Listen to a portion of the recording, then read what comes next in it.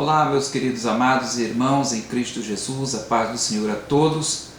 Voltando com o nosso estudo bíblico nos lares.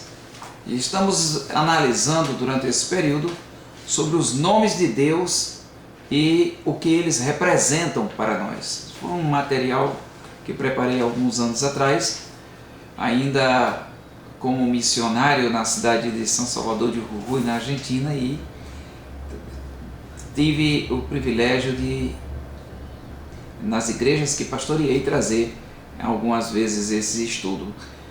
A Bíblia Sagrada nos diz que quando nós conhecemos o nome do Senhor, nós somos mais fortalecidos.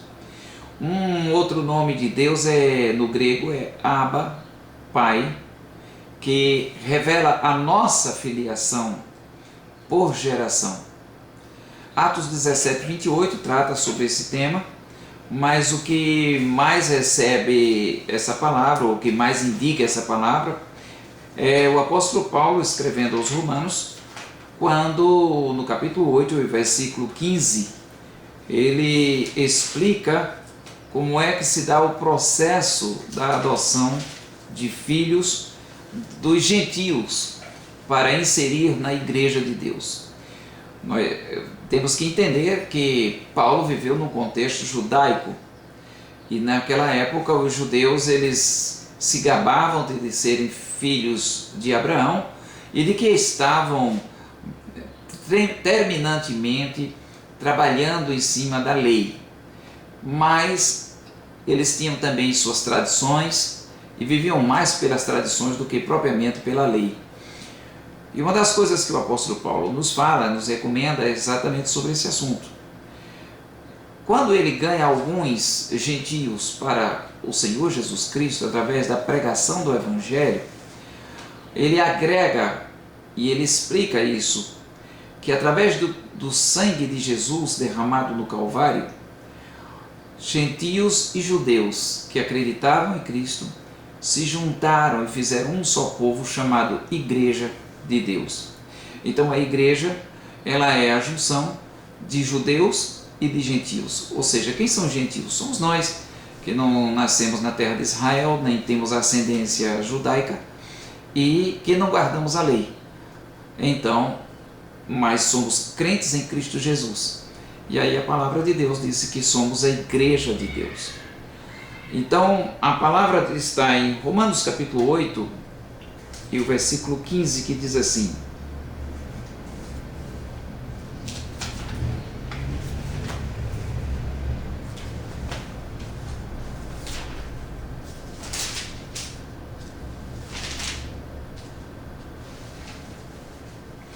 porque não recebeste o espírito de escravidão para outra vez estares em temor, mas recebeste o espírito de adoção de filhos, pelo qual clamamos Abba, Pai. É quando a gente tem a liberdade de falar que Deus é o nosso Pai, porque somos feitos filhos de Deus. A Bíblia diz que Jesus veio para o que era seu, mas os seus não receberam, mas aqueles que o receberam, deu-lhes o direito. Em outra versão disse, deu-lhes o poder de serem feitos filhos de Deus, a saber, os que creem no nome do Senhor Jesus. Uma outra palavra acerca de Deus é Senhor. O que era, o que é e o que há de ser. Jeová. Jeová é o Eterno, ou também chamado de o Eterno. Eu me manifestei, eu me manifesto e ainda me manifestarei. É a junção do tetragrama impronunciável, que é YHWH, e com a palavra Adonai. Então é uma interpretação equivocada de Êxodo 20, versículo 7, que trata sobre os 10 mandamentos, e Levítico 24, 16, que não pode tornar o nome do Senhor em vão, ou chamar o nome do Senhor em vão. Então eles falam, os judeus, que esse nome ele é impronunciável. Posteriormente, 100 anos depois de Cristo, os rabinos acrescentariam as vogais de Adonai ao tetragrama, ficando I, O ou IE, O, Vá, que é Jeová. E os escritores do Novo Testamento aceitaram a forma de Senhor. Depois nós vemos Yahvé. Yahvé, ou aportuguesado por Javé, é a forma mais aceitável do nome do Senhor, pelo seu sentido gramatical. Assim, o seu significado será aquele que continuamente causa a existência. Aquele que continuamente causa a existência. Podemos observar isso no livro de Miqueias, no capítulo 4 e o versículo 5. Nós podemos ter uma noção de como é que o Senhor trabalha ou trata essa situação. Miqueias, capítulo 4 e o versículo 5, um dos livros dos profetas menores. Diz assim a palavra do Senhor: porque todos os povos andarão, cada um em nome do seu Deus, mas nós andaremos no nome do Senhor, nosso Deus, eternamente e para sempre. Esse Senhor é dizer, nós andaremos no nome de Javé ou de Yahvé, certo? Nós temos essa palavra, que é a forma mais aceitável do nome do Senhor. Ele aparece, esse nome Yahvé, cerca de 6.821 vezes, em 5.790 versículos do Antigo Testamento, e é a designação mais frequente de Deus na Bíblia. E a relação entre Jeová e Israel resume-se no uso dos nomes encontrados nos concertos entre Jeová e o seu povo. Yahvé Elohim, aí vamos ter junção de outras palavras. Yahvé Elohim, o Senhor Deus. Êxodo capítulo 34, versículo 6. Yahvé Genlá, Deus das recompensas. Jeremias 51, versículo 56. Yahvé Jiré, o Senhor proverá. Gênesis 22, versículos 8 e 14. Yahvé Nakad, o Senhor te guiará. Isaías 58, versículo 11. Yahvé Nissi, o Senhor é a minha bandeira, o meu protetor. Foi usado em Êxodo capítulo 17, versículo 15, quando Moisés já tinha atravessado o Mar Vermelho, estava do outro lado com o povo de Israel, o mar se fechou sobre o exército egípcio e disse a palavra de Deus deu vitória àquele povo. Quando os soldados levantaram a bandeira do seu, ou levantam a bandeira do seu país durante uma batalha, esta simboliza todo o poder, os recursos daquela nação que estão por detrás dos esforços daqueles soldados.